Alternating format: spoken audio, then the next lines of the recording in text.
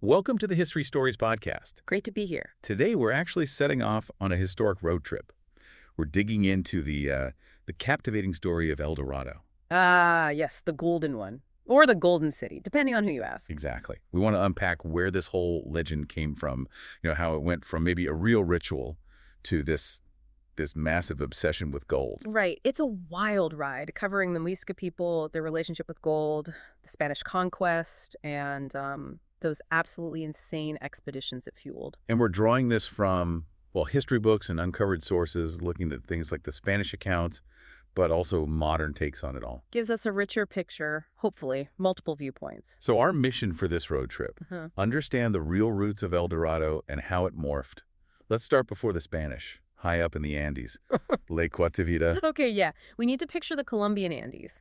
This is where the Muisca Confederation lived long before any Europeans arrived. We're talking like flourishing from maybe 500 BCE onwards. And it wasn't a unified empire, like the Incas. No, not really.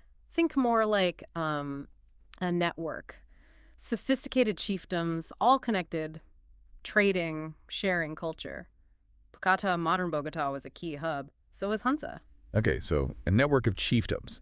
And I gather they were pretty good at getting gold, even though they didn't have huge mines right there. That's right. Super resourceful. They were great farmers, yes, but also traders. They'd trade things. They had plenty of salt was a big one, emeralds too, and these amazing textiles they made. And they'd trade those for gold. Exactly. With neighboring groups who did have access to gold deposits, so gold flowed into their region through this extensive trade network, and they were masters at working it too, real artists in metallurgy. Amazing craftsmanship. Okay, let's get to the core ritual then. Yeah. The one at Lake Guatavita that seems to be the seed of the whole El Dorado thing. What happened there? Right. This is where it gets fascinating and also complicated by who told the story later. This was the ceremony for installing a new Zipa. The ruler of Bacata, you said. Yes, the ruler of Bogota. And it happened at Lake Guatavita, which was incredibly sacred to them, like a temple, basically. And our main descriptions come from the Spanish, like Fraile. Mostly, yes. Great. Juan Rodriguez Fraile wrote one of the most detailed accounts, which we know from historical compilations. And this is a big but, he was writing decades after the conquest. Decades later, so he wasn't an eyewitness. No, definitely not to the original pre-conquest ceremonies. And his writing was, filtered through everything that had happened since, including the growing El Dorado rumors, so we have to be careful. Okay, keeping that Spanish lens in mind. Right. Paint the picture. What did Fraile describe? What was this ceremony like? Well, it sounds incredibly elaborate. The heir, the next Zipa, apparently went through years of preparation, fasting, staying in seclusion, couldn't eat salt or chili, couldn't even see sunlight, supposedly. Real ritual purification. Years. Wow. And on the day itself? On the day, they'd prepare this big raft made of reeds, decorated lavishly. There'd be incense burning, smoke drifting over the lake, creating this really thick, mystical atmosphere. Sounds intense. And the man himself, the new ruler. He'd be stripped naked. Then they'd cover his body in like a sticky mud or resin. And then they'd blow fine gold dust all over him until he was literally shimmering gold from head to toe. That's him. That's El Dorado, the gilded one. That's the origin, yes. He'd get on the raft along with 4 other important chiefs, also naked, but decked out in gold crowns, jewelry, feathers, and at his feet, a huge pile of gold objects and emeralds, an offering. We're offering to the lake. To the deity they believe lived in the lake, yeah. So the raft goes out to the middle, the deepest part. What happens then? Music playing flutes, trumpets, singing from the shore. Then silence. A banner goes up. The Gilded Man throws the whole pile of treasure into the water. The entire offering. Yep. Then the other chiefs throw in their gold too. And finally, the Zipa himself dives in, washes off all the gold dust, and comes out. Well, he comes out the confirmed ruler, legit sized by this sacred act. That sounds incredibly spiritual, not just showing off wealth. Absolutely not. And this is the critical misunderstanding. For the Muisca, gold wasn't just money. It was symbolic. Deeply symbolic. How so? What did it represent? They called it the sweat of the sun, linked to life, energy, the divine. It showed status, sure, but mainly it was used to connect with the gods. They made these little gold figures, tunjos. Tunjos. Yeah, intricate little offerings, and they'd leave them in sacred places, lakes, caves, mountains. Archaeologists figure maybe half their gold work was made just for offering. Half. So it wasn't about hoarding it. Not at all. Raw gold wasn't the point. Transforming it was, building up piles of gold for wealth. That just wasn't their mindset. Which is completely different from the Spanish arriving in the 1500s. Night and day difference. The Spanish were coming off centuries of war. They'd just looted the Aztecs and Incas. For them, gold was wealth. It was power, currency, funding empires. So when they heard about this Muisca ritual, They didn't see spirituality. They saw a guy covered in gold being washed off into a lake, piles of gold being thrown in, and they thought, wow, gold must be so common here, they just throw it away. proof of unimaginable riches just waiting for them. Exactly. That massive cultural misunderstanding, that clash of values, that's ground zero for the El Dorado legend exploding. It really shows how your own background shapes what you see. So these Spanish accounts, Fraile's especially, how much trust can we put in them, really, given the time lag and the gold obsession? It's a huge challenge. Nearly all our info comes filtered through them. Oviedo, Cieza de Leon, Fraile. They wrote what they heard or what fit their narrative. And their narrative was often about justifying the conquest, right? Yeah. Making it seem worthwhile. Precisely. They needed to show the crown back in Spain that these ventures were worth the cost, that incredible wealth was there. Plus, writing decades later, Fraile might have, maybe unconsciously, woven bits of the already existing El Dorado myth back into his description of the original ritual. So the legend could have contaminated the memory of the actual event. It's definitely possible. His book, El Carnero, wasn't even published until way later, the 19th century. So we read these accounts, they're invaluable, but we need that critical lens. We need to remember their gold fever, their need to justify things. Archaeology helps, like finding the Muisca raft. Ah, the little gold raft artifact. Yeah, that confirms parts of the story, the raft, the figures, the offering, but it can't tell us the full meaning that was lost. So the ceremony the Spanish might have glimpsed or heard about, it wasn't just a coronation, it was probably more complex. Oh, much more. Having other chiefs there, that points to political unity, showing the Zipa's power over the whole confederation.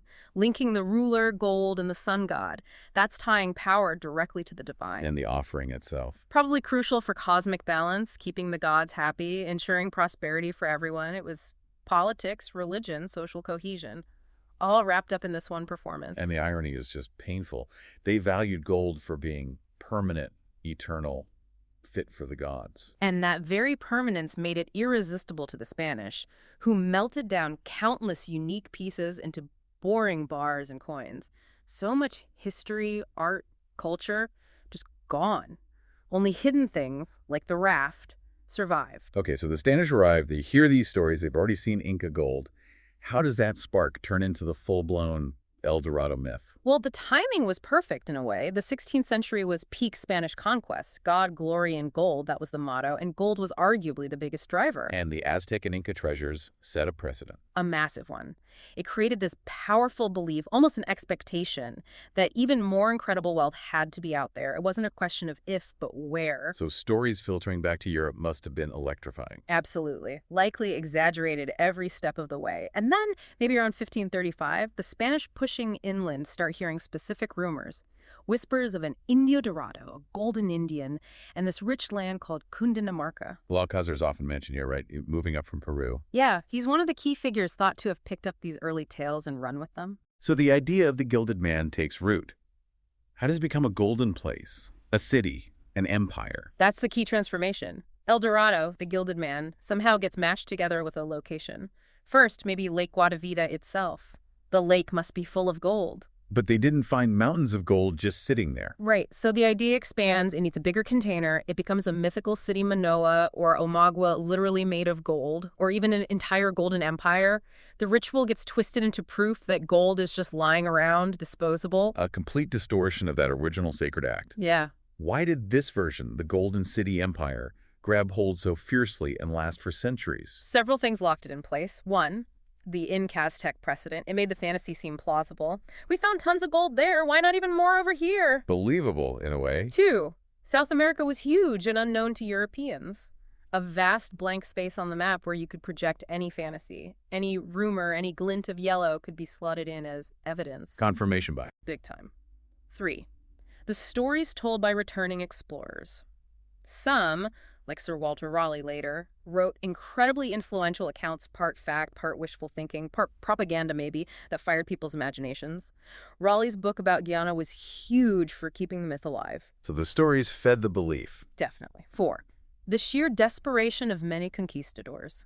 These guys had often risked everything, borrowed money, traveled across the world. They needed to believe. Giving up meant ruin. That sunk cost fallacy kept them pushing into the jungle, chasing shadows. Psychologically trapped. And 5, the myth was useful for the empire. It justified sending armies, spending fortunes, subjugating native populations. We're doing it to find this incredible prize for the crown. It was a powerful motivator, and justification rolled into one. So this powerful idea drives exploration. But where do they think El Dorado actually was? You mentioned it shifted. It was constantly moving, a real phantom. Started as the man, then the lake, Guatavita, then the Golden City, Manoa, Amagua, then, especially with Raleigh, this whole Golden Empire idea. And geographically? First, the Andes in Colombia, Muisca territory. When that didn't pan out, the search moved east, into the Llanos, the Orinoco Basin. Then the Amazon became a huge focus. Manoa was often mapped somewhere along the Amazon. Finally, the Guiana Highlands, thanks largely to Raleigh and his mythical Lake Parim. Like chasing a mirage across the continent.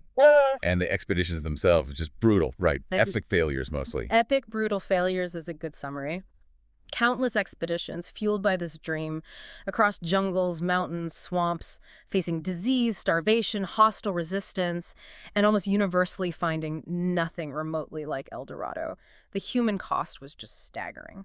Let's talk about some key ones. Quesada, the guy who conquered the Muisca, he went back for more. He did, years later, convinced the real riches were further east. Huh. In 1569, already an old man, he launched this absolutely massive expedition into the Llanos. Hundreds of Spaniards, thousands of indigenous porters, horses, supplies. Yeah. 3 years of hell. They wandered through swamps and plains, heat, rain, disease, fighting. Found nothing. Only a tiny ragged fraction made it back. Quesada died a few years later, broke, disillusioned, supposedly of leprosy, a total disaster. Grim. Then there's Gonzalo Pizarro and Oriana. Their trip ended with the first trip down the Amazon, but started as an El Dorado hunt. Exactly. 1541, east from Quito, looking for cinnamon, yes, but also El Dorado. Pizarro's march over the Andes was horrific. Starvation, attacks. Desperate, he sends Oriana downriver for food. And Oriana just keeps going. Pretty much. Whether he meant to or got swept away by the current is debated, but he and his men ended up navigating the entire Amazon to the Atlantic. An incredible journey, full of hardship, fighting, but zero El Dorado gold.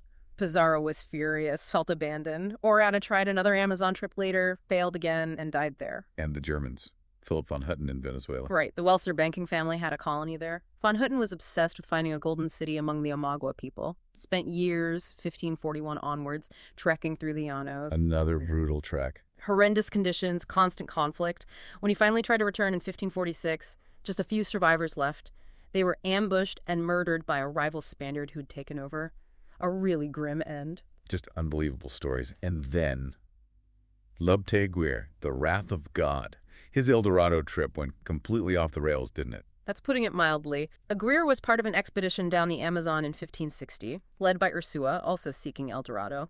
But Aguirre, this bitter, ruthless guy, he led a mutiny, killed Ursua, killed the next leader he installed. Choke over completely. Yep, declared himself a traitor to the King of Spain, led his terrified followers on the psychotic rampage down the Amazon, murdering, destroying villages, completely consumed by paranoia and violence. How did it end? They reached the Atlantic, terrorized an island, landed in Venezuela, finally hunted down and killed by Spanish forces.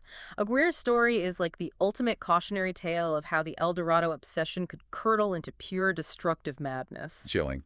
And finally, Sir Walter Raleigh. More famous, maybe less brutally insane, but still obsessed. 2 trips to Guyana. 2 trips, yeah. Raleigh was convinced Manoa, the Golden City, was in the Guiana Highlands on this mythical Lake Parim. His first trip, 1595, explored the Orinoco. Found no city, but wrote that incredibly influential book back home, cementing the Guyana location in people's minds. Felling the dream. Totally. Years later, he gets permission for a second voyage. It goes badly, clashes with the Spanish. His son dies. When he gets back to England, empty-handed again, and having broken parole by fighting the Spanish, he's executed. His pursuit of El Dorado literally cost him his head. So failure after failure after failure. Why did they keep going? What kept fueling this chase for so long against all odds? It's that potent mix again. The memory of Aztec Inca gold made it feel real. The vastness of the continent always offered hope it must be somewhere. Rumors, even misleading ones, were grabbed as proof. And the potential payoff. Astronomical. Life-changing wealth, fame, status. worth the risk for many. Plus, that sunk cost thing, we've come this far, spent so much, lost so many, we can't stop now. Each failure somehow paradoxically fed the hope for the next try. Survivors told tales, books were written, maps even showed Lake Perim. It created its own ecosystem of belief. An ecosystem built on fantasy. And amidst all this European suffering and obsession, we absolutely have to remember the indigenous cost. Absolutely crucial. The European accounts focus on their own struggles, but the indigenous people were caught in the middle, forced into service as guides, porters, laborers, suffering horrific brutality, disease, displacement. Entire cultures were devastated by this chase for a phantom. Their suffering is a huge, often overlooked part of the El Dorado story. So El Dorado, the place, was never found.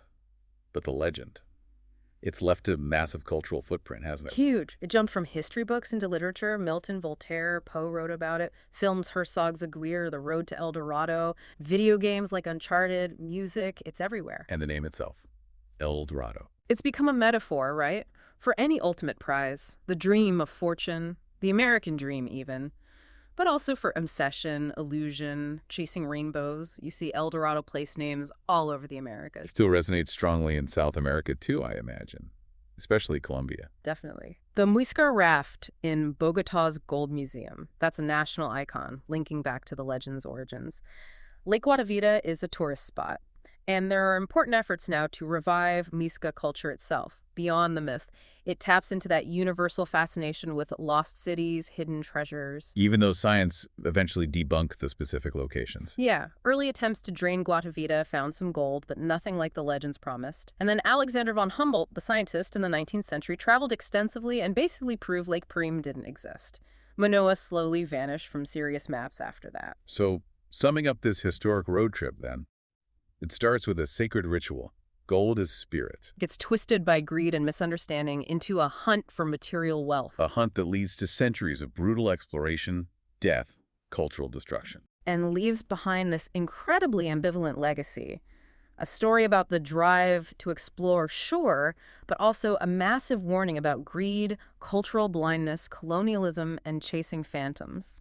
The El Dorado story really forces you to think about how easily desire can warp reality, doesn't it?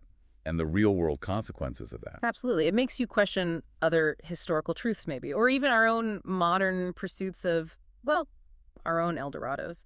What really stands out to you after digging into it like this? For me, it's that initial cultural clash over the meaning of gold. Everything spirals from there. Yeah, that's fundamental. And for listeners wanting to explore more, we've put together a curated curiosity cabinet, links to the Gold Museum, maybe some chronicler accounts, modern analyses. Check the show notes for all that. Definitely do that. Yeah. The quest for the city of gold might be over, but the questions El Dorado raises about us, about human nature, dreams, and delusion, they stick around. They certainly do. Join us next time on the History Stories podcast for another historic road trip into the past. Remember to share, rate, and follow the show for more captivating stories from the world of Flash culture.